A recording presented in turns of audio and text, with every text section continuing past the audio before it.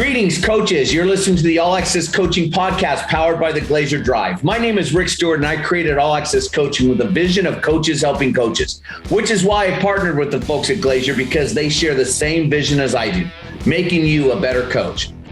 I do got to pay the bills and want to take a minute to introduce you to our sponsor for today's episode. CoachCom is the nation's leading provider of coaches' headsets, practice systems, and coach-to-player listening devices. Teams of every size rely on CoachCom. From high school to college, championship champions across the U.S. choose CoachCom for their coaching communications. Visit them today at coachcom.com. This podcast is being brought to you by allaccesscoaching.com, where a group of championship-level coaches are all dedicated to helping you as a coach. We have tons of free content on our website. The Coach's Corner has hundreds of blog articles. We do 3 webinars a week. This is one of them. We have all of our podcasts organized by subject on our website, but you can find our podcasts anywhere podcasts are found: Apple, Google, Spotify, Stitcher. You can download tons of free PDFs and PowerPoints straight to your computer. We have our locker room, a forum where you can get all your questions answered. We also have our camps and clinics page, so you can see what city our team of coaches are speaking in, and also attend one of our many deep dive installs or system clinics put on by Kenny Simpson and myself. These are not your typical clinic where a coach talks for only an hour. You spend 12 hours learning everything about the system, asking questions and pulling up game film, and watching live player demos so you hear the buzzwords and see the corrections being made on the fly. Our online store has over 800 courses and 20 playbooks that you can purchase, but of course our members get that for free.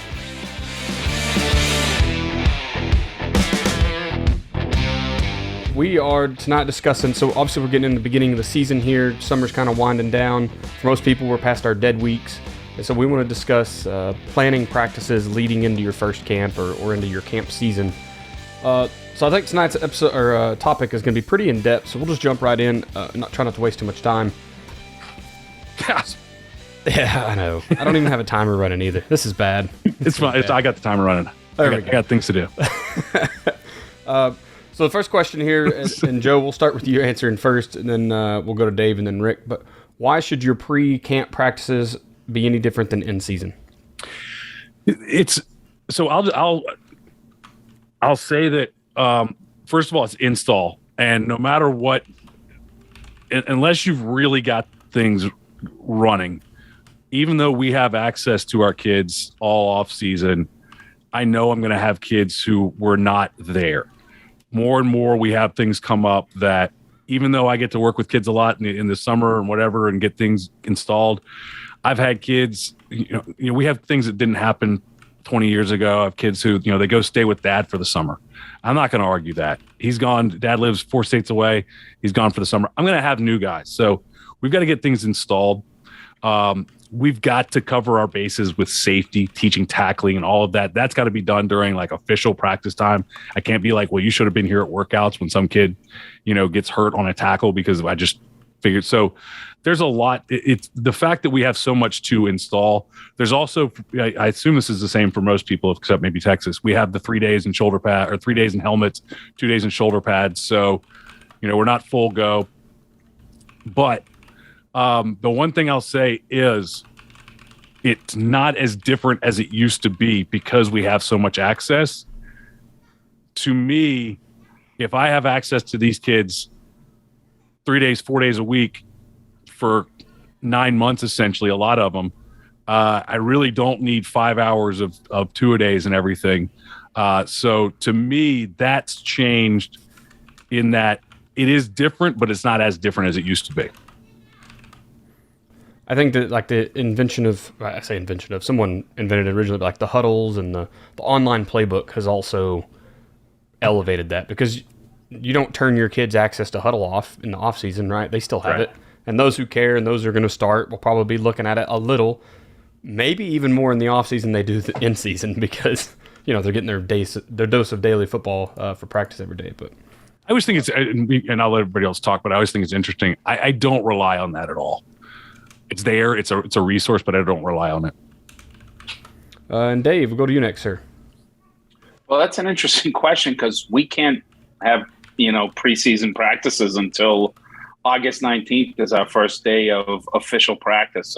the most that I see our guys is, we have workouts 3 days a week at the school.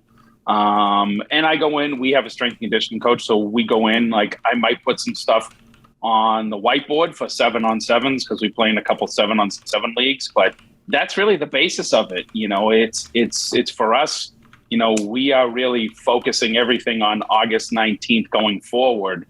And we are from August 19th on, we're very limited as to what we can do in practice. We have to have 3 days of helmets, 2 days of helmets and shoulder pads. We can only really have 2 days of two-a-days. We can only have 2 scrimmages before we play our first game, and we're limited to practice time. So for us, it's more of us as coaches getting our acts together. So when we do start, we're hitting the ground running and we're not really wasting time. We're really just installing the things we need to install for our first scrimmage, and then we kind of build off of that. Gotcha. And Rick? I think it's important for the listeners to define this. So like Joe said, every state has that official date that usually a bunch of really old retired men who none of them who coach football sit around, and they come over this date and says, this is when you can start. And even though we've been going all summer, they say, okay, now you've got to acclimate and have 2 days without pads and 2 days with pads and this, and you can, wear a helmet and whatever. And you're like, dude, I've had these kids on the field since June, but whatever. So these are the practices before that. In California, it's unlimited. You pretty much can go. I always forced our program to have dead periods. This was one of them, the week of 4th of July. And we always took a week off before camp started. Pennsylvania has what Joe's talking about. The state says, hey, you will give everybody this week off before you go into camp. I think giving your kids a week off for camp, I don't think the state needs to dedicate that. I think that's important. So what we do, like Joe said, you're going to have kids missing. We have some incentives to get kids to show up. If they get so many points, they'll get the name on the back of the jersey. We have a really cool camping trip we do if they show up. So you don't have bonus points, pride points, whatever.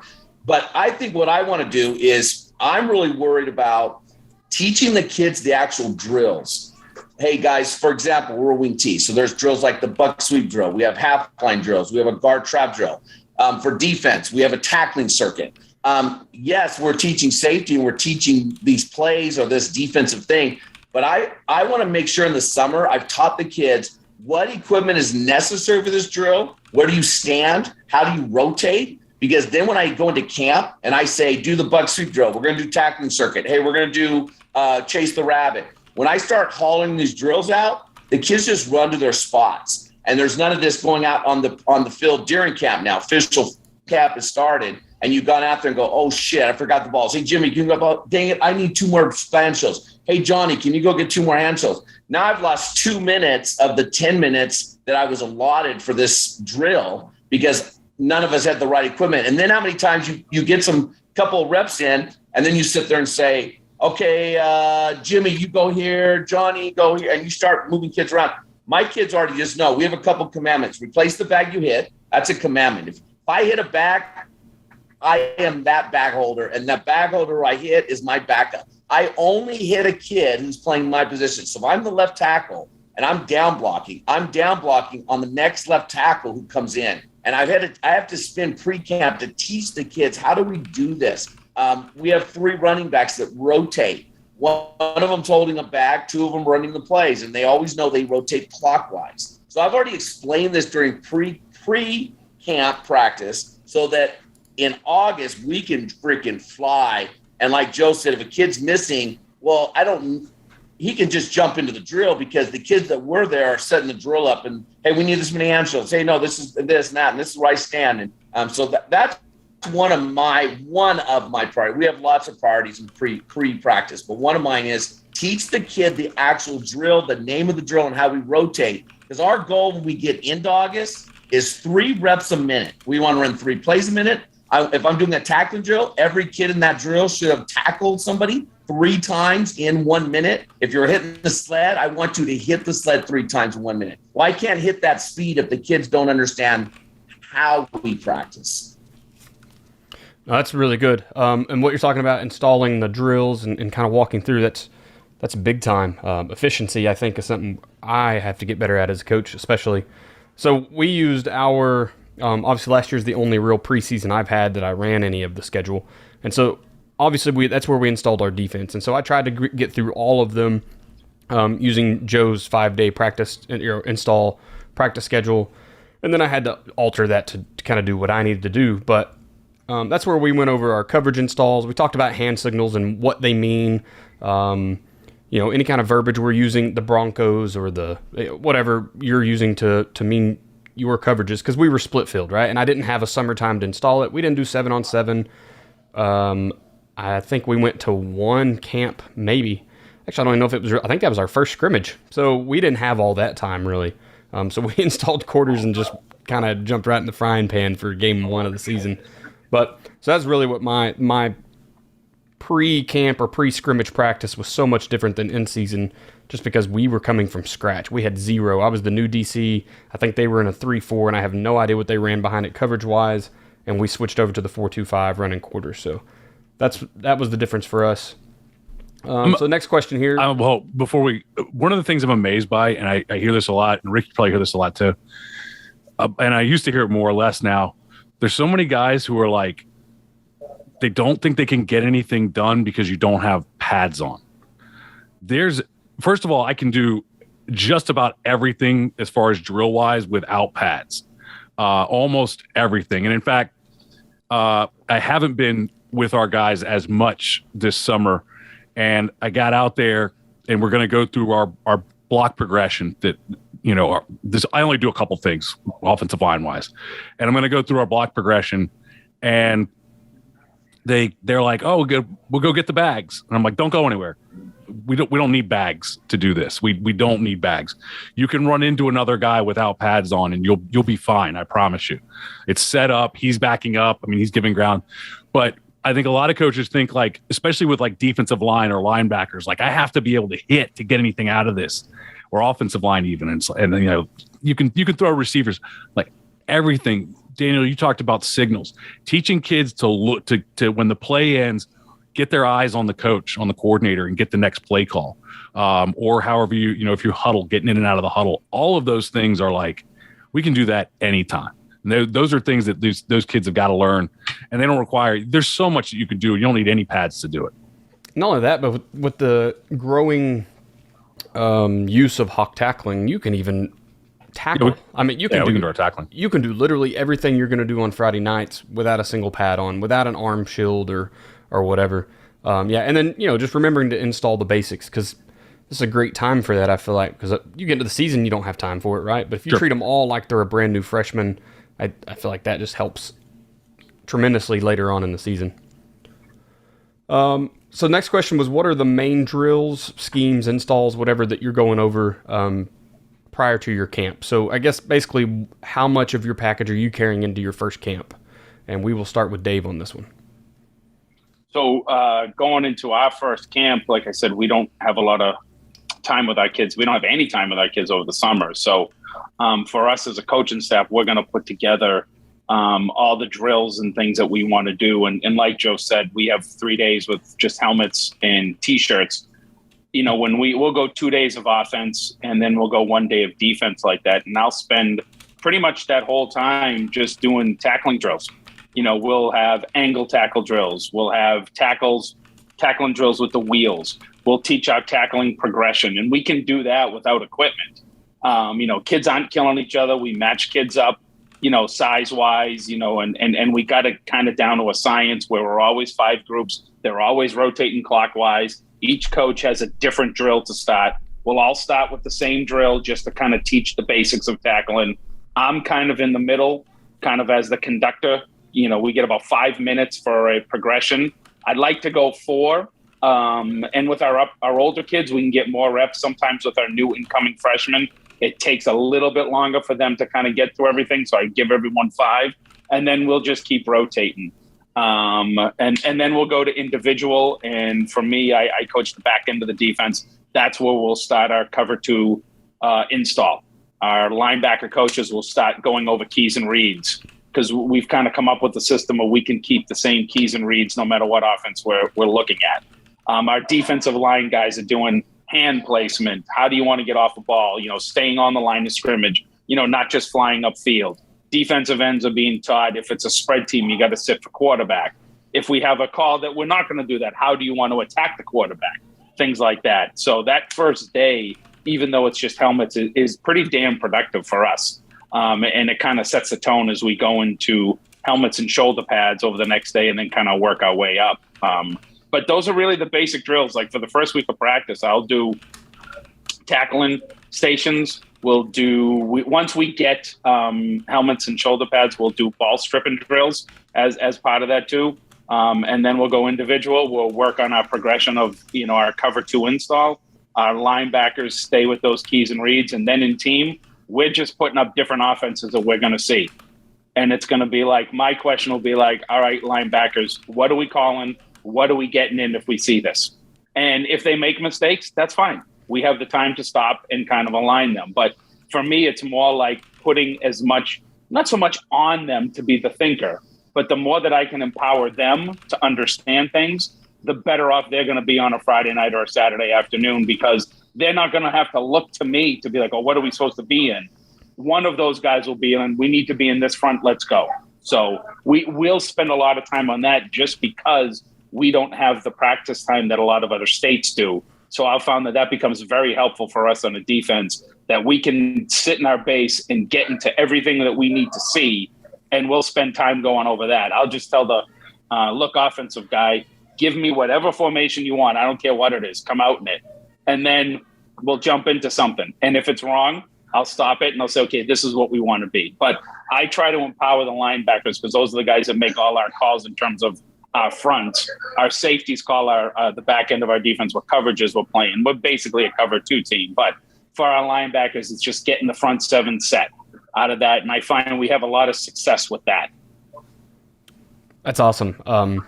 Trying to face all those offenses at once is not something I would have even attempted to put in that early, because in Oklahoma, everybody's doing something different every year. It feels like there's no continuity from one year to the next, but that's good. Rick, moving on to you, sir. To make this more general for any coach, you definitely need to have your tackling circuit, tackling stations. That drills need to be in, because I don't care what defense you coach, you have to teach tackling. Whether you're a hot guy or you're a shoulder guy, we're still shoulders. So there's, and I don't do tackling circuit every day. And so there's some other tackling drills that I like. Obviously we're wing tees, so I got to get the buck sweep drill in, the guard trap drill in, and we're really big on half lines. I think you get more work done. It's more efficient. And with half lines, I can make sure that a senior is blocking a junior and don't have a senior blocking a freshman or a sophomore. So I want to have those drills installed. We have a jet sweep drill for offense installed. We are also split field 4-2-5. So I want to get the formation recognition in. I think that, in my opinion, that every formation, well, there's some crazy bullshit that these guys get off Madden, but every formation, if you're going split field, boils down to a tight end, a single receiver, a tight end receiver, we call that a pro. You got twins and you got trips. Boom. And for both halves, I want to make sure, first of all, how do we line up to it? We have 3 coverages. We have cover 3, cover 4, and some people call it mix it or palms type deal. It's a cover 2 quarters combo thing. We have our 3 zone coverages. So, all right, guys, right half, left half. How are we lining up? What's your run fits? What's your pass coverage? And I'm going to make sure that those get in, because that's going to cover about 95, maybe 99% of the stuff we're going to see every week. And same thing with offenses. Yeah, I know there's this crazy stuff out there, but everyone's jet sweep now. Everybody runs a guard trap. Everybody has a weak side eye, so you can call it zone, inside zone. You can call it belly. Joe probably calls it power. There's an off tackle play where the guard pulls and kicks. So there's some basic run plays, the double wing tee, Tony Franklin, Jason Mays, all those guys run.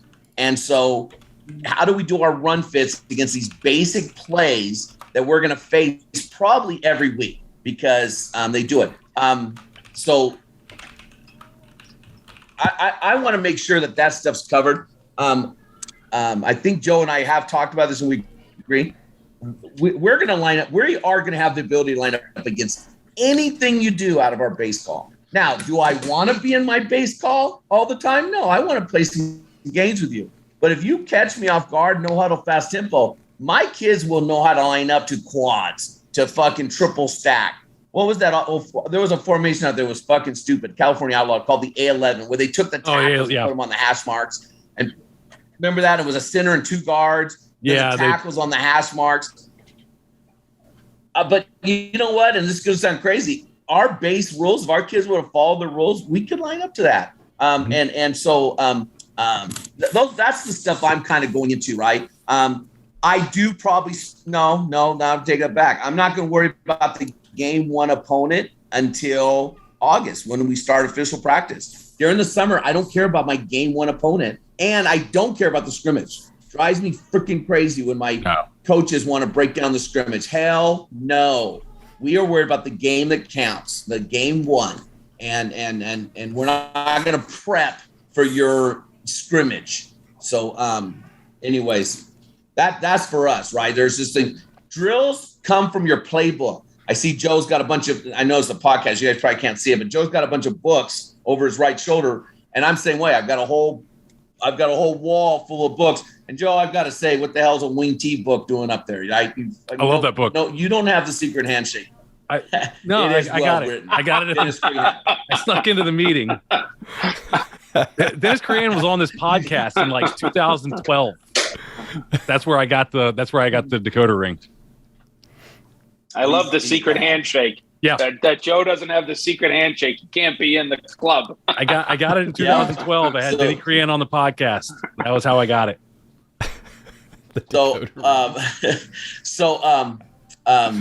Anyways, we have these books and you can pull them out and say, oh my God, I love this drill. I love this drill. I did this drill in college. When I played for so-and-so, I did this drill. I love this drill. I love this drill. Does the drill teach Johnny what he needs to do on Friday night based on what you're installing? On defensive line, for example, are you a 2-gap? Are you a 1-gap? Are you going to shoot the gaps? Are you going to stop and read the blocks? Well, then make all the drills pertinent to that. Some people have linebackers read backfield. Some people have linebackers read guards. Well, make sure the linebacker drills match that. We run a gap scheme. There's only 2 offenses in America. There's a zone scheme and there's a gap scheme. That's it.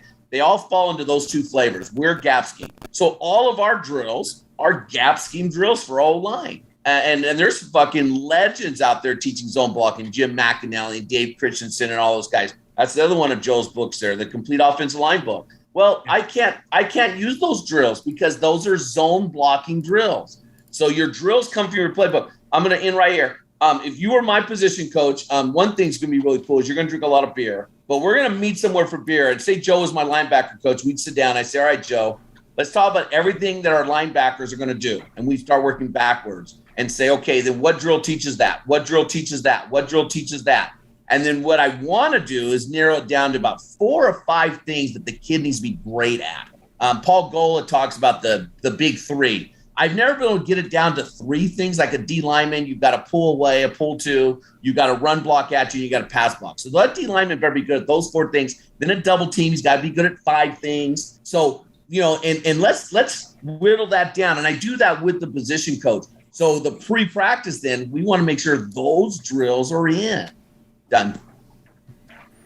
That's really good. I've racked my brain on trying to simplify every position, especially as I continue looking for a job. I'm like, I could definitely do any defensive position coach, but no, it's not, right? You get into some chaos. Some of them have just got a lot of stuff going on.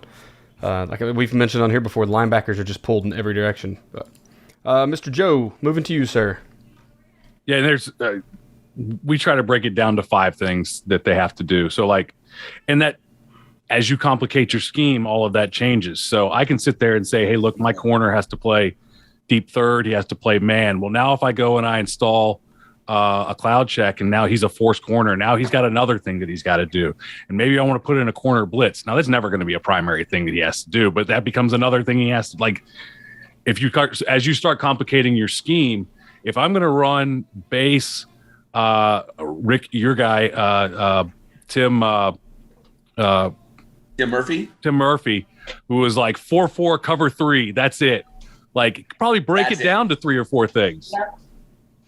But as soon as you start putting more pages in, it gets more complicated. But hopefully you've got some sort of a base to start with, and you can say, look, in our base, like Rick said, we're going to be able to do everything in our base. We can defend anything. Do I want to be in a base 4-2-5 against double wing? Probably not. We've got our double wing. Rick gave us our double wing stuff that we use, and it works great. I don't want to be in a base 4-2-5. I want to be in that stuff. But if you just show up and run a 4-2-5, I can handle it. Our guys can line up to that. They can deal with it. They can deal with empty. They can deal with all that stuff. So, we're gonna get all of that. But there are things that taking over a young program, a young school, or young players, and also young coaches or inexperienced coaches will miss these details that you've got to make sure are part of your off season. Who's covered, who's uncovered, who's on and who's off.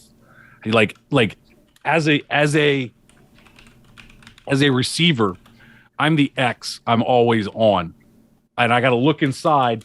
And if there's a tight end with his hand in the dirt on the ball, we've got a problem.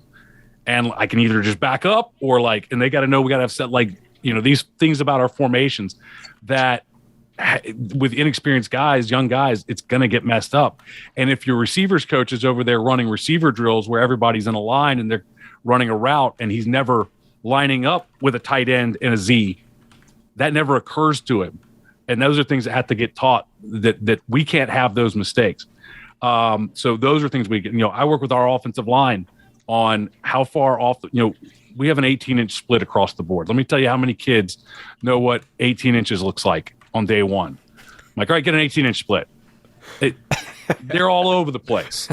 So I got to keep Johnny. Slide in a little bit, slide out a little bit, slide in a little bit, slide out a little bit. There's a lot of work on that. Your helmet needs to be even with the belt buckle of the center. Okay, so guard, you're going to need to slide back a little bit. Tackle, you're going to need to slide and be even with him. So we got to go over all of these things, how we get it out of the huddle, all of our cadence, all of that stuff. I want to look good before we're using important practice time. And important practice time is, it's all important, but let's face it. What's important is when we're there in August, we're getting ready for week 1. And I'm just like, Rick, there's going to be about 15 minutes the day before the first scrimmage where we're going to line up what the team we're scrimmaging first runs and go, okay, here's what here's what Central runs, just so you guys have an idea. They line up like this. They like to run this, this, and this. Anybody got any questions? Okay, you're still reading. Like, our reads are all the same, no matter what the offense is. The reads are all the same. Like, everybody wants to, our safety key reads. Our safety key reads. I was talking to a coach today who's been running our system for like 3 or 4 years, and he's like, so you read the quarterback? I'm like, yes, we read the quarterback. And he's like, now what about the end man line of scrimmage? And I'm like, we still don't look at him. We haven't. For years, we still don't, because you know what? No matter what offense we see, they have a quarterback who takes the snap, and he either hands it off, takes off running, or throws it. And when he throws it, he does this. So he picks the ball up to his chin. So everything is designed so that no matter what you run. But we have to teach all those rules, just like you guys are talking about. We got to teach all those rules defensively, offensively. I got to know how to block. I don't have to know that I used to have our center go up to the line and say, now our kids have to know, I have to be able to say, line up in a 4-2, because I want to get out there and I don't want to spend all day going, you get in a 3, you get in a 1, you get in a 5, you get line up in a 4-2. And then they just know, like, it's a strong left, so I should be over here. Line up in a 3-3. All right, that's a 4-0-4, linebacker stacked behind him. I need them to know that stuff so that we can run our offensive line drills quickly. Those are the kinds of things that I want to be established. They may not be great blockers day one, but I need to be able to run these drills quickly and be able to get out there. And I used to have our center sit there and go, it's a 3-3, and he'd call out the defensive front. And then once you get a defense where he's like, it's a 4-3, 4-2, like, so I don't have him call it out anymore. They just know that the A-gap defender on the strong side is the 0. The next guy's got the 1. The next guy's got the 2. Then we call our combos. And so it doesn't matter what defensive front you're in. We have to know those basic rules. So we got to know that if all of those things are established, now I can go to the actual physicality of blocking and tackling and all of that.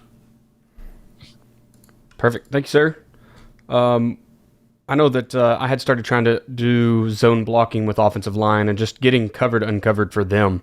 We just had them, and I stole it from another podcast because that's what I was listening to at the time. We just have them turn their back and align a defensive line and flip around, right, and then raise your hand if you're covered. Just because that's the rules we were going to go with that year. So getting those zone blocking rules installed quick was hopefully helpful for them the next year, because that was the spring that I changed schools. So, and you know what? I don't do covered uncovered until they can count to 3. Like I said, in our zone blocking rules, we call the 0 as the play side A gap defender or the nose. The center calls out the 0, and then the guard has 1, and the tackle has 2, and the tight end has 3. And it may be the first week before they can count to 3. And there's no reason to worry about covered uncovered until they can do that. And up until then, like Rick said, and I agree 100%, there's only gap and zone. But honestly, that first week we're running man blocking, and it's bad. Man blocking is not an option. It's bad. But I got to know that they can count to 3 before I can add in the zone component of it. Right. So this one's going to get a little, Rick, we're going to start with you here. I just kind of want to know what I'm calling it day 0 into your first camp. So what does that schedule look like for you? And obviously you can go through way too many days here. So just kind of generally, how are you trying to progress from day 0 to your first camp? So we're talking about that like first Day week. 0. Yeah. First week of Day 0 practice. is the first day the state says we can practice, or day 0 is the first day asking kids to show up in the summer? Let's say the first day state says you can practice. California, we cannot do 2 days. Pennsylvania, we can. But what we do is we have our practices themed. So we have, again, we're wing T, but it doesn't matter. You plug in whatever you're running. We have our buck sweep day, and we work on our one-step passing game. So everything in that practice schedule revolves around buck, guard trap, and waggle. Next day is our belly down day. Belly's weak side ISO. Down is the wing T's off tackle, guard pulls, and kick day. And we're doing our shallow mesh crossing concepts. So everything in that practice, our belly down day, goes to those.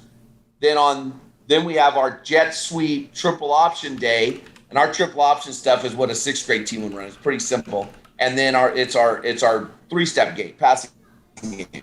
So what I'm doing basically is teaching the kids the practice schedule from day 0 to the first scrimmage. So I say, okay, guys, this is what a buck sweep day looks like. Now, I might run the buck sweep day 4 days in a row, because the first day, the whole practice is buck sweep.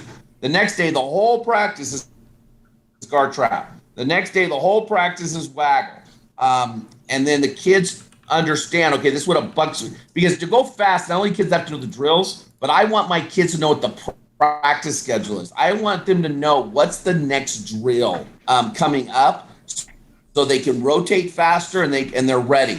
And then after I get those 3 days of buck sweep day, I'm going to probably have to spend about 4 days on belly day and probably another 3 days on down days. So now I've got 7 plus 4 is 11. In California, even though we did not do 2 days, I was always able to get roughly about 21, 22 practices in, because we start hella early in California. I think they're starting like July 15th now is the first official day. Pennsylvania, we start really later, but because we have 2 days, I can go a lot faster. So because since it's 2 days, I get a 2.5 hour offensive practice for 11 days. So that depends on how many buck days, how many belly down days, and how many the jet sweep day. I only need 1 day to put jet sweep in. So that, like I said, all my drills are in, all my alignments are in, my tackling circuit's in. So now I'm teaching the kids, what does the practice schedule look like? And when we say it's a belly down day, they also know, okay, then what's our defensive schedule look like that day? So it's technically not a belly down defensive practice, but they know on belly down day, this is the stuff we do on Tuesdays, on that day, defensively, I mean. Right. So there's 1 day we do tackling circuit. There's one of the 3 practice schedules, because really then during the season, there's a Monday, there's a Tuesday, Wednesday. For us, Monday's buck, Tuesday's belly down. So tackling circuit for us is on Tuesday. Wednesday is what we call funnel drill, which is the Oklahoma drill on steroids. And then Wednesday, I give everybody an extra 5 minutes and individuals to do tackling by position. So, and then depending if you're a run team or a passing team, 2 of the 3 days we'll do a lot of 7-on-7, or 2 of the 3 days we'll do a lot of run fits. And then there's the perimeter run drill and the inside run drill. So it's not really, I'm looking for drills. Once we get into camp, obviously I got to get my shit in, right? I got to get all the stuff in. But I'm also, now the kids are understanding, what does a practice look like? Our kids, if you got a hold of any of my players in September, they literally minute by minute could write out the practice schedule. I don't change it. I think routine is good. It contributes to muscle memory. It contributes to Joe's philosophy that play fast, play hard, play smart, or whatever Joe says all the time. Play fast, play physical. That was a jab, right? Play fast, play physical. Yeah. Hey, I'll send you one of the T-shirts when we get them made. There we go. So I think that the repetition. We talk about repetition and drills, right? Muscle memory. Michigan State study. You got to do it 5,000 times for your muscles. You can do it subconsciously. Well, the repetition is also the way you practice. Don't be going out every week and changing the practice schedule on the kids all the time. This is our alignment period. This is our tackling period. This is endo time. This is team time. This is group time. I'm not a big team guy. We will never spend more than 10 minutes of offensive team, and we'll never spend more than 10 minutes on defensive team. I'm big on pods, break the things down into small groups. I don't care how deep we are in the season. We're not going to go more than 10 minutes of team on defense or more than 10 minutes of team on offense. Break the stuff down into smaller, manageable parts that the kids can do the technique. Why would I have all 11 kids on defense if I'm doing jet sweep to the right? There's a bunch of backside guys that, I know they've got a job to do on backside of jet sweep, but do they need to just wait? No. I'm going to get jet sweep going one way and jet sweep going the other way and split that defense in half. And we're running jet sweep left, jet sweep right at the exact same time. So everybody on the play side is getting really good at those techniques. So I don't know if I really answered your question, but I thought the question was phrased more about what drills. No. I want to teach the kids, how do we freaking practice? Because we're going to get that 3 reps a minute in September. That's perfect. No, it answers the question. How does that translation? Let me give you a little bit extra time here because now I'm interested. How does that translate into your week 1 practice when you have an opponent on Friday? Or even maybe late in the season or playoffs when it's someone you haven't seen before and you need to install a new thing. One of the reasons I fell in love with the wing tee, and the way my pistol wing tee offense is set, I don't need to watch a lot of film. Every drill we do, we cover every defensive front. So for example, our belly half line drill, we have 3 rotations that give us a shaded even, a stacked even, and the 2 different shades of even and a stacked even. And then we go into the three odd looks we can get. And we just do that every week. Our guard trap drill, we go guard trap versus odd, guard trap versus even, guard trap odd, blitz, guard trap even, blitz, guard trap odd, hard scraper, guard trap odd, B-gap blitzer. And that's how I talk to my line, and that we go through that every freaking Monday. So we run guard trap every Monday against odds and evens with a backside A-gap blitz, play side A-gap blitz, and a play side B-gap blitz. I don't want to play a guessing game with the D coordinators because not everybody is smart enough to listen to Joe. They change their freaking defense every week. Yeah, so you don't have the option with wing T. You get junk with wing T, don't you? I mean, you get junk. You have no idea what you're going to get. My trade film's useless. 3 spread teams. Everybody thinks that, right? I get 3 trade films and nobody has a tight end. Well, okay, thanks. Fucking let me throw that in the toilet. So we just have our rules, and you know what though? I it's beyond I don't have a choice. What I found is the reason I did it. But what I found is by us having these rules, just like on defense, it's the same philosophy on defense. My kids going to game Friday night confident, like, coach, we can go against any defense in America. Do I show them every defense in America? Probably not. But it doesn't matter what the truth is. The reality is, the perception is my kids believe that we face every defense every day in practice. So I really don't. The only thing I do defensively when I scout a team is I memorize the jersey numbers of the 11 starters. I memorize those. And the guys on the headsets, all I want is the jersey number of who made the tackle, because the wing tee is a series of if-then statements. So if you tell me the jersey number who made the tackle, I know what my next call is. And really defensively is the same thing, is that the muscle memory and being confident. Our Monday practice, the thing I always hated was the D coordinator that brought the guys out, lined up in all the formations we're going to see, spent 20 minutes talking. I love the one where he walks up to the left corner and has a 2-minute conversation while 21 kids have their thumb up their ass, not even 5 coaches tuned in. So we do something called shotgun alignment. And this is all in my 425 book that's in allaccesscoaching.com. We take 2 formations and one formation, they sprint up, they line up, we make our checks, better be in about 20 seconds. And while we're doing that, the offensive coach, who doesn't have defense, right now it's my son, he goes the other scout offense. So we have 2 scout offenses, and we don't even have linemen in this. This is trash cans. Our D linemen are gone. They don't need to be part of this. What do the linemen need to know fucking if it's trips or not? So our D linemen leave. We put the trash cans out. So it's just that for us, it's our back 7. So the 7 kids run up, they line up saying trips open. We get our checks done real fast, really stinking fast. My son's telling the other 7 kids what the next formation is. Say it's 2x2 with motion to change the strength. Well, we say, good. Those kids sprint back to their spot. The other offense sprints up, and they get a 2x2 and go motion. We make our checks. Boom, boom, good. Go, next group. So the defense never gets a stop because there's a formation breaking the huddle, always coming at them. And again, it's 3 reps a minute. So it takes us about 5 minutes to do alignment, and we can get 15 formations in.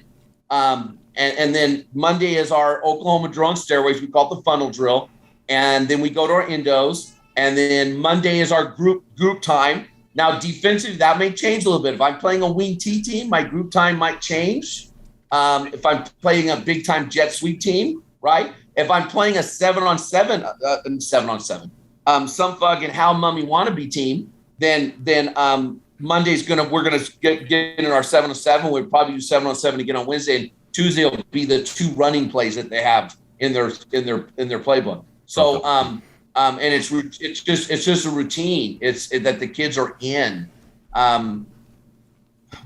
We could have a whole podcast on practice schedules, but if there's anything I can tell young coach out there is do not let your defensive coach fucking put 22 kids out in the field and line up to all these formations and spend 20 minutes like Charlie Brown's teacher, blah, blah, blah, blah, blah, blah, blah.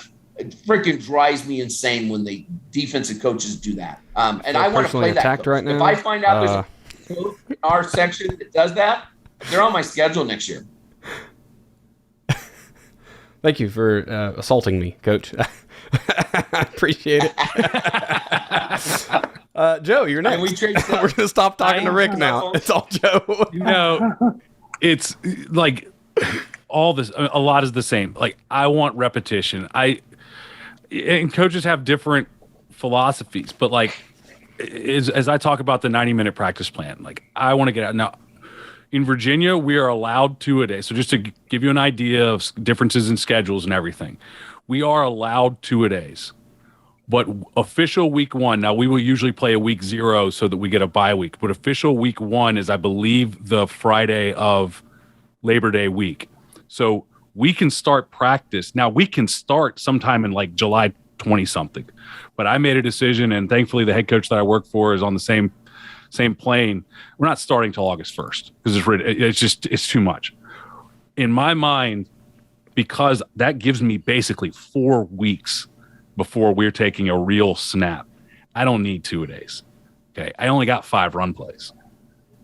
We've worked on all of our passes all during 7-on-7. I only got 5 run plays.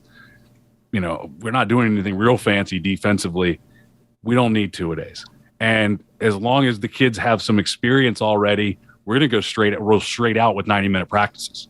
In order for a 90-minute practice to work, it has to be, the kids have to know we're going here, we're going here, we're going here. There can't be coaches spinning around looking at the schedule and going, what are we going to next? Like, in that case, you can't do a 90-minute practice. It just doesn't work. So our practices look like warm-up, Indy, O Indy, D Indy, 7-on-7 O, 7-on-7 D, run, team run, team out. It looks like that every day. Special teams, other than I'm going to blow a whistle and go punt a couple, like once or twice on Tuesday, Wednesday, special teams is Monday and Thursday, because that just in order to get that. So Monday is a heavy special teams focus. And then, Monday for us is special teams. Tuesday, Wednesday is your normal traditional, because we're not two platoon or anything. We're doing both things. Getting that established, getting the flow of practice established is critical. And I know some coaches like to have we got to keep them on their toes. It's like, maybe, but also we need to get this stuff done, get it done right, get in and get out. So a big thing is getting that established. One of the things that I do wish that we had, growing up in Georgia, we had spring practice, and it was just 2 weeks, 5 practice, or 10 practices. We go Monday through Friday. And I know it's different now, but growing up in Georgia, we practiced for 2 weeks, 5 days. There was for some reason in the spring, you don't need to be in helmets for 3 days and shoulder pads for 2 days. You just go straight in, killing each other on day one. For 2 weeks, you do that, and then we play a spring game or whatever. I don't know how that works, but what I always think about spring and wish I had that opportunity to have all the kids there and do all these things this way is that would be when I would make sure that all of our coaches know how to run the drills. Because and we can get some of it in the off season, but I want to make sure that in that first week, all of our coaches know how this practice works, because we don't want drills being messed up. We don't want coaches spending time, figuring out the drills or searching for new drills or anything like that. So hopefully in that first week of camp and everything, we're getting all of our drills figured out. Our coaches already know it, but they're teaching the players how practice is going to work. We're working on tackling drills, teaching tackling, aiming points, all that stuff, approach angles, everything. On offense, like I said, we've only got 5 run plays, so we're working on those, getting those established. And I'm teaching a lot of, as far as what I'm working on in those days is angles, body position, timing, exchanges, all that kind of stuff. Perfect. We have spring ball here, and I think now you can make a choice in the Southwest area. You can pick, I think it's a week of spring practice or a week added on to the beginning of your summer. Oh. A lot of coaches pick the summer because in the spring you don't have your incoming freshmen, which is it's a big. You've wasted a lot of time without them, and then there's also just continuity. You got a week where you taught zone a rule, a front and then they take all summer off and they're not allowed to learn anything else about football ever. And then whatever your date is, you come back and try to teach it again. So a lot of coaches just say, "Man, I'll just take the extra week in the summer," which sucks. It's hot here, right? I mean, yeah. But it's just kind of part of it, I guess. Just trying to figure out which is your most beneficial to you. I'm always amazed by how early Georgia, and I'm sure Florida and some other states are the same way, parts of California probably, but I'm always amazed how early Georgia starts. You guys need to start in September. They start July 15th. I'm like, what? And that's what we did. I remember starting practice July 20th. It's what are we doing? It's 105 degrees. It's 100% humidity. Just, all those indoor teams, man, they're the ones that are okay with it. Turn the AC on. We're good. Yeah. The 6As with the indoor facility are it'll be fine. Texas. Yeah. Dave, man, I just realized I may have to work on the way we rotate. You've been sitting for an hour just waiting to talk. So. That's fine. I'm entertained by Coach Stewart. It's keeping me laughing the whole time. I may have to. He did come off the top rope with some F-bombs. He's bringing Mexico to the podcast. I love it, but that's why we don't put. Did I drop an F-bomb? That was my goal today. Seven no or 8, Coach. It's no big deal. We don't put the clean tag on the podcast, even though it's never me. I don't want anybody to have to alter who they are for this podcast. So we got you, man. We got you, Coach. There's the Joe Daniel explicit version, Joe Daniel clean version. Clean version. No, that would require somebody. Podcast. It's all. That would require somebody editing. So our edits are very simple and straightforward. So Dave, to remind you what the question was an hour later, how do you progress from day 0 into camp? So what is your kind of progression? So day 0, man, we're so different in Massachusetts than you guys. It's I'm getting anxiety the amount of time that you guys have with your kids right now. But we have Massachusetts. It's I don't think after doing it for 30 years, if I had to coach as much as I think I'd be burnt out, because I know just how I am and how much time I will put into it during the season. I'd probably be burnt out. But our first 3 days are going to be 2 days of offense, 2 days of defense from my side of the ball. We're going to start working. Like I said, we're going to start working in tackling drills right away, pursuit angles. And then we'll have a day of helmets and shoulder pads of offense, and we'll have a day of helmets and shoulder pads of defense, and we'll do tackling circuits, pursuit drills, keys reads. But then, we've broken it down to the 7 teams that we play on our schedule. These are the basic schemes that they run, and I'll come up with names for what fronts we want to use. So I'll look, the guy who's running the scout out, he'll come out in I, and our guys got to know, okay, we're in this front. Boom, boom, boom. All right, get there. Good. We're in spread. Boom. 2x2 in spread. This is what we do. All right. If we get trips, okay, we're checking to this. If we get quads for some reason, we have a call for that. So, and then if it's wing T, we have a different front. It's really basically the same 4-3, but for our guys that give it a call, they get comfortable with it. They know it. They get in it. We rep it. And we're not going to stop everything in the wing T. I know that. I'm just trying to stop as much as we humanly possibly can. And we only have 11 days before we go into our first game. So we have 11 practices, including 2 scrimmages at that point in time. So now I have anxiety. This is why freshmen can't play football, right? Because you give 11 days with your freshmen. Yeah, it's 11 days. So we really have to kind of, it puts a little more pressure on us as coaches to be way more organized. But I like that concept because just like Coach Stewart was saying, our kids, by the time the first week comes over, they know what our practice schedule is. They know what we're doing. They know the drills. They know what we're doing. When we get into Indy, we do some of the same things. Once in a while, we throw them off with a different drill just to keep everything honest and just to kind of change up the momentum. But for the most part for us, because we're a cover 2 pattern read, we have to really, in Indy, work as many types of route combinations as we can so our guys can feel comfortable in that they know what they're doing when they see this and how they're supposed to see things. And offensively, it's the same thing.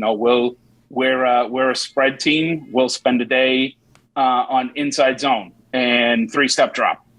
And then the next day might be 5-step drop and might be sprint out passing. And, like Coach said, you only need 10 minutes to put in jet sweep. So, and then it'll be jet sweep. And that's basically our offense. It's inside zone, a little bit of outside zone, sometimes veer, depending if we want to switch things up. And then it's our 3-step passing game and our screen game. And we'll spend one day on our screen game putting our screens in because part of our spread offense, we do a ton of screen work. So that's it. And by our first scrimmage, which we start on Friday, August 19th, we're scrimmaging that next Saturday. We have in our head a practice plan. All right, these are the 10 run plays and the 4 or 5 pass plays we want to put in, and we're just going to work the crap out of them in this scrimmage. So we don't spend a lot of time in scrimmage, but we try to scrimmage people that are going to mimic the teams we're going to play in the regular season, just so we can kind of work on, that front. So do you have a hard time sticking to a 90-minute schedule, practice schedule? Do you have to go over that because of your short days? Yeah, sometimes we're a small school, so we only carry about somewhere between 38 and 44 guys on the roster. And some years that includes freshmen. Some years it might be a little bit more with the freshmen. But our practices tend to be a little bit at 2 hours just because, we can't see them, to a certain time after the day because they have to be at extra help. We have rules as to they have to go to extra help, but that has to be available to them for a certain amount of time.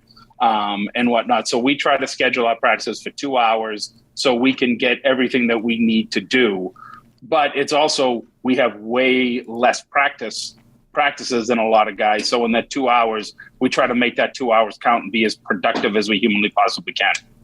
Perfect. Thank you. 90-minute practices require you to be like me or Rick, which is like just you have all season to teach, running around all the time and like cannot stand any kid standing around for 2 seconds. Like if I see I see a guy with like a line of 9 kids and I'm like, what is happening right now? Like what is going on? Like these guys need to be moving. And then I flip out. I run around all practice. Like that's how 90 minutes works for me. I get it down. Otherwise, like I don't think I flip out.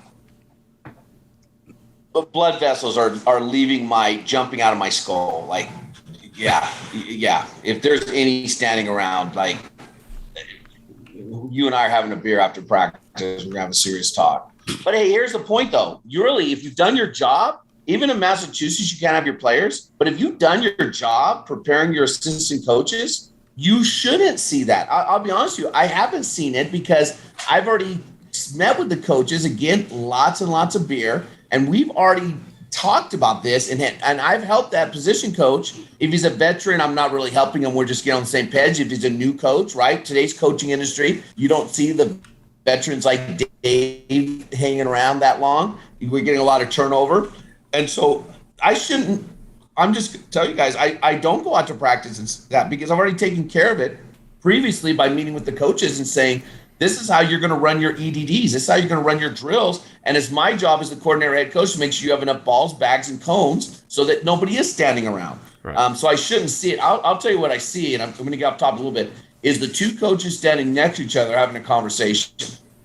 And we have two unwritten rules that in practice, because you can't embarrass a grown man in practice, but if I see two coaches standing next to each other talking, my buzzword is, hey, Coach Daniels, we're on play 7. It's always play 7. That's the number. Joe Daniels, we're on play 7 of the practice script.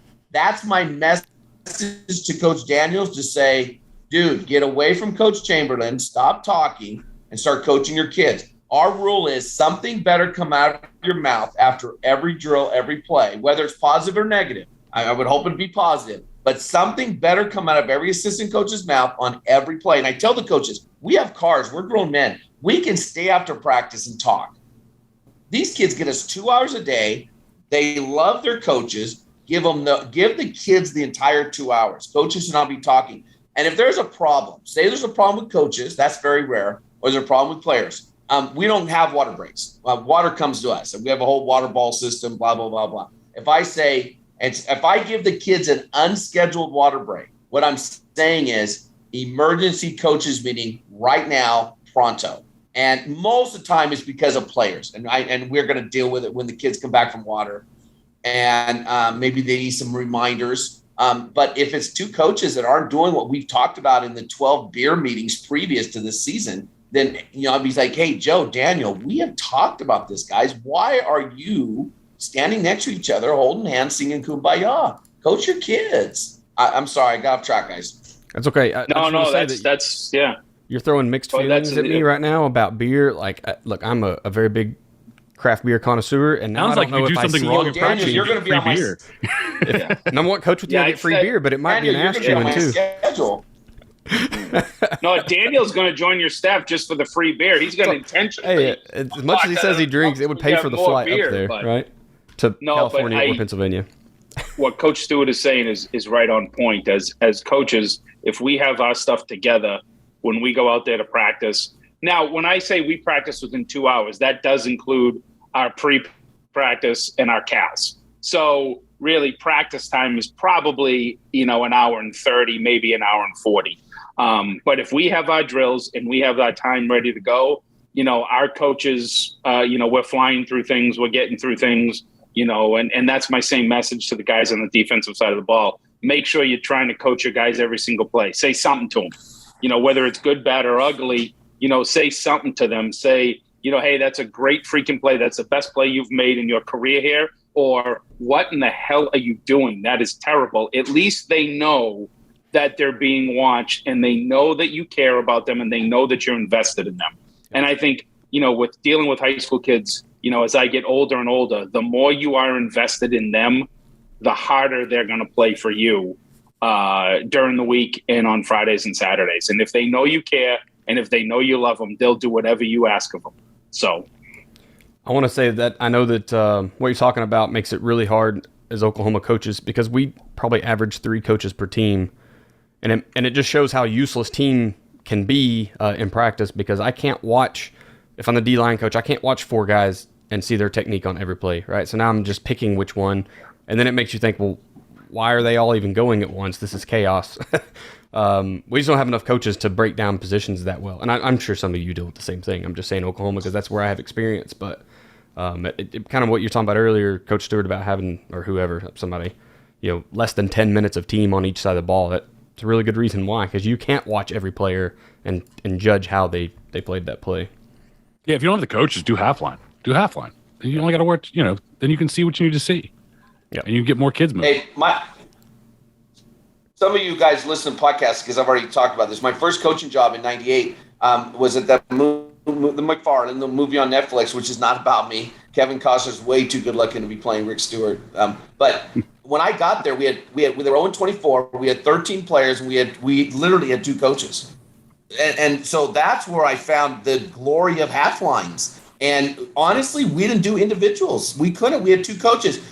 Don't do individuals because you heard that on Joe Daniel podcast, you got to do individuals, or you got my book and it says you got to do individuals. Let's say you've got 5 coaches, but only 2 of them know how to coach. The other 3 are just good-hearted men that you want around. They're just men of character. Don't just send a good-hearted man of character who doesn't know football off to do endos. If he can't do those endos, don't do the endos. Do your D-line and linebackers drills together while the DBs do their endos, and then the DBs and linebackers do their drills together while the D-line do endos. And then, you just get creative. I've coached in programs where I only had 2 or 3 coaches, and you just don't do endos. Guys, I know it's better to do endos, obviously, but sometimes you got to think out of the box when you've got low resources, low numbers, low number of coaches. You got to think out of the box. It doesn't have to be the way that you were coached. So I keep going out of turn here, huh? That's okay. You need a buzzer, Daniel. Just we covered it. Yeah, right. Out of turn. Maybe. Beep. Hold on. Coaches in Mexico, anything goes down there. He can do whatever there's he no wants. rules. There's no rules down there. So I think we've pretty much checked all the boxes tonight. We've kind of walked through each of your own little plans to get from 0 day, whether that's 11 days before your first scrimmage or you start in July. So we've kind of answered that. So people in all over the nation or world now, I guess, can kind of see what practice is supposed to look like. Is there any final comments or questions from you guys? I see you're skipping last question, and I'm glad, because the question was, does anything change from you day answered it 0 for us to your earlier, first scrimmage? so I was like, let's. Oh, the answer is no.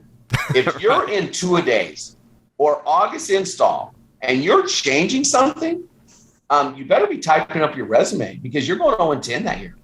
Yep. You should not be changing things in August. Those discussions are in April, May, June with your coaches at a coaching clinic, or you have a retreat, or everybody comes to your house for a barbecue.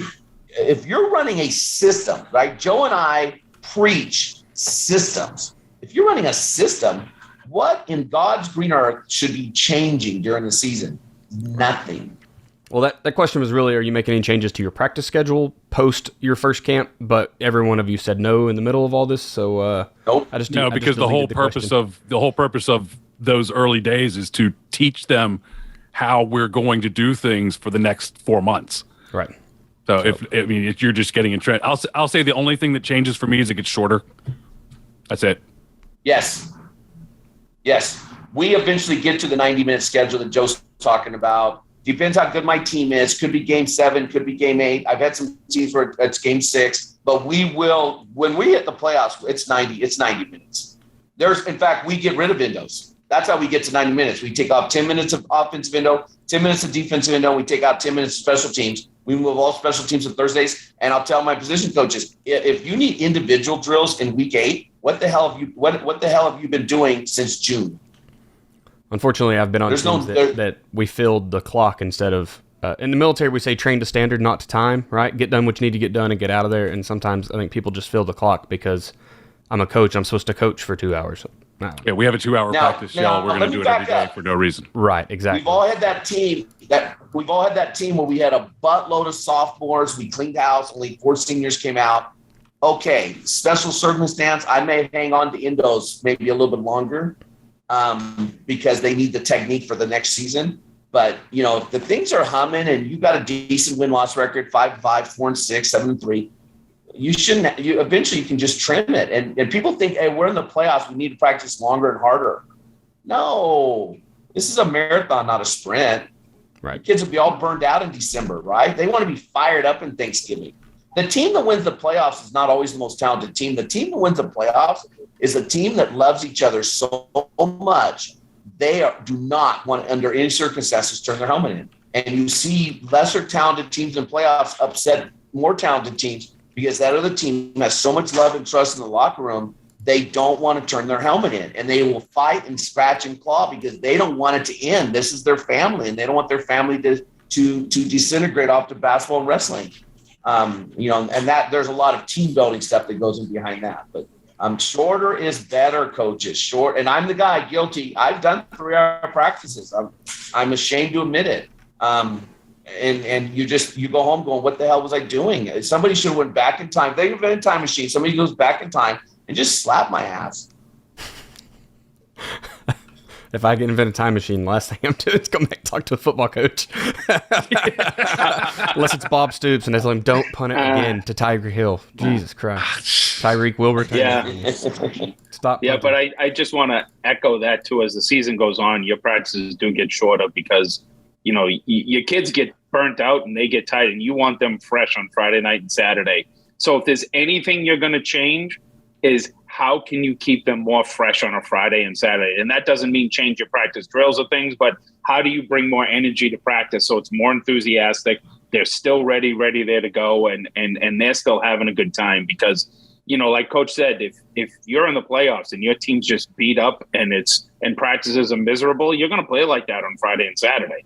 And you can see a team that comes out in warm-ups that's ready to go. And you can just feel the energy when your team's ready to go. And you've had a good week of practice. So, and as the season goes on, we are as we get to we have a weird system up in Massachusetts. Like we have playoffs that start week 7, but then everyone still has a Thanksgiving Day game. So as you get knocked out, you still have that Thanksgiving Day game that you're getting prepared to, which is kind of a cool tradition. But those practices tend to get a little bit shorter because by the time Thanksgiving's rolling around in Massachusetts, it can sometimes be, 25 degrees outside and you're out there practicing and, freshmen are literally ice cubes. So, but you got to kind of let off as you get into the season a little bit more.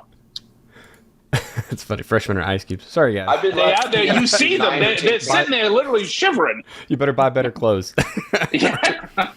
All right, gentlemen. So I think with any Coach Dugan, I've been lucky enough to do 9 or 10 camps in Massachusetts. There's 49 states in the United States of America, and then there's Massachusetts. You guys do have like a whole different set of rules, man.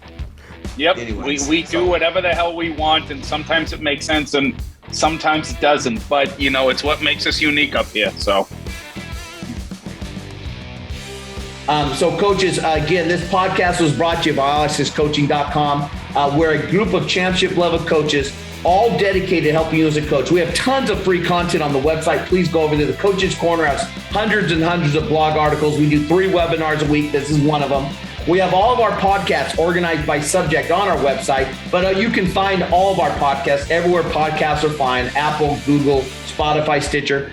Coaches, again, we appreciate your time. Hopefully you got a good drive-in, a good workout. If you're watching this on YouTube, don't forget to hit the subscribe button down below and follow us on our YouTube channel.